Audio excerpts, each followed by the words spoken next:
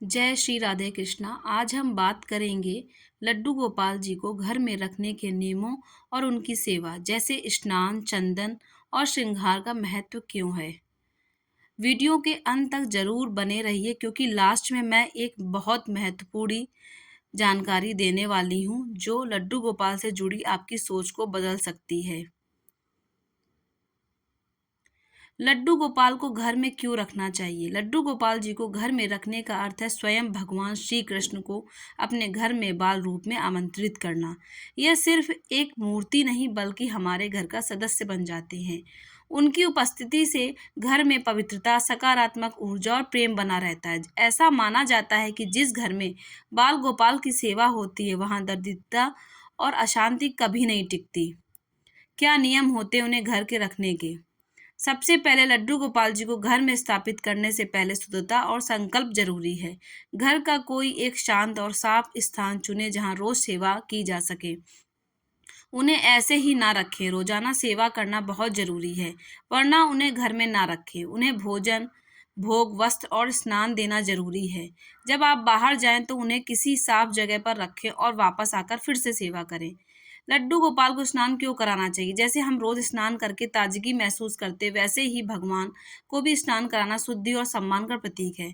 स्नान से पहले ओम स्नानम समर्पयामि का जाप करें। इससे भाव बढ़ता है कि हम भगवान की सेवा कर रहे हैं। स्नान उन्हें पंचामृत या सिर्फ गंगा जल से कराना चाहिए। सिर्फ साफ कपड़े से पोंछकर वस्त्र पहनाएं।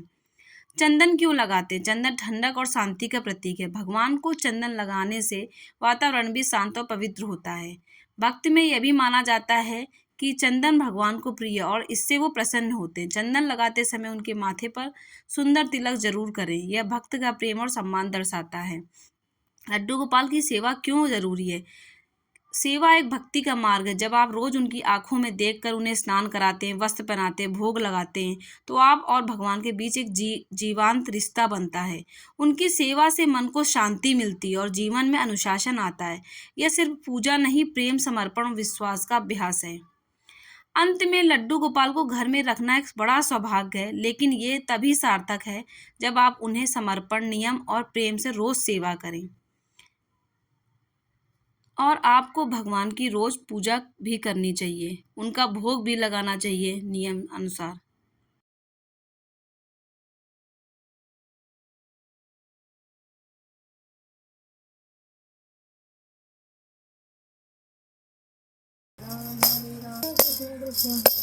हरे राम राम राम हरे हरे हरे कृष्ण कृष्ण कृष्ण हरे राम। फिर मैंने श्री कृष्ण जी के सामने एक माला की। भगवान का श्रृंगार करने के बाद पूरे मन से उनकी आरती और पूजा की। घंटी की मधुर ध्वनि और दीपक की रोशनी से घर का हर कोना भक्ति भाव से भर गया। फिर भगवान को भोग अर्पण किया। घर में बना शुद्ध, सात्विक और प्रेम से तैयार किया हुआ प्रसाद। आज मैंने प्रसाद में पूड़ी बनाई थी।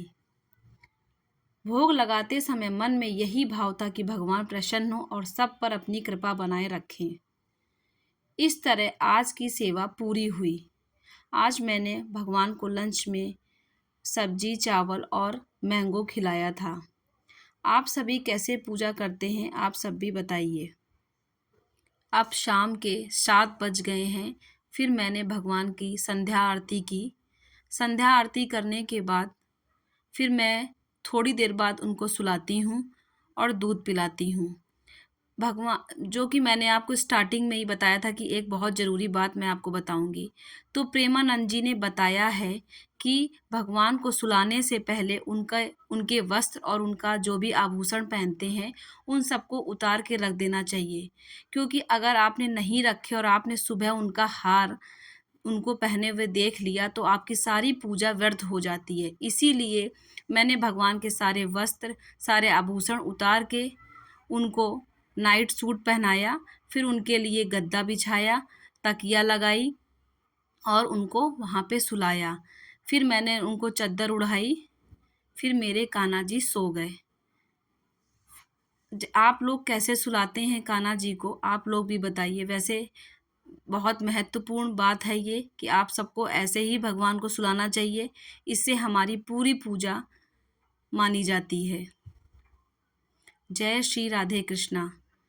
फिर सुबह के 6 बजे मैंने भगवान जी को उठाया, क्योंकि सुबह उनके उठने का समय हो गया था। इसीलिए मैं भगवान के पास गई, उनको इत्र लगाया, क्योंकि कभी भी अपने भगवान को उठाते समय जल्दबाजी नहीं करनी चाहिए। हमने भगवान को प्यार से इत्र लगा के उनको उठाया, राधे राधे कृष्णा बोल के हमने भगवान को उठाया। इस भाव से, इस प्यार के भाव से भगवान हमारे उठे और यही हमारी दिनचर्या है लड्डू गोपाल के लिए। राधे कृष्ण। आपको ये वीडियो कैसा लगा प्लीज़ आप सब लोग बताइए। अगर अच्छा लगा तो प्लीज़ चैनल को लाइक कीजिए, सब्सक्राइब कीजिए। इसी तरह हम अच्छे अच्छे वीडियो आपके लिए लेके आऊँगी। जय श्री राधे कृष्णा। राधे राधे।